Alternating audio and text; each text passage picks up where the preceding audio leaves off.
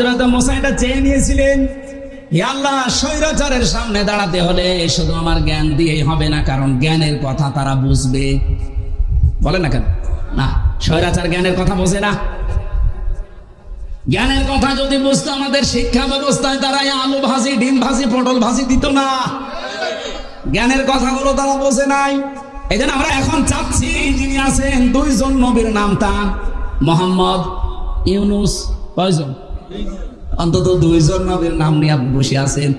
শিক্ষা ব্যবস্থায় ৯৬% মুসলমানের দেশে আমরা চাই 1 থেকে মাস্টার্স পর্যন্ত 100 মার্কের কোরআন আর হাদিস কম্পালসারি দেওয়া লাগবে। এটা চান না আপনারা? এ বিশ্বে এখনো যদি দাঁড়িয়ে যেতে চান, মাস্ট বি আপনাকে শিক্ষা ব্যবস্থায় পরিবর্তন আনা লাগবে। আমি মালয়েশিয়া ইন্টারন্যাশনাল ইসলামিক ইউনিভার্সিটি, যেটা মালয়েশিয়া, ওখানে গিয়েছিলাম।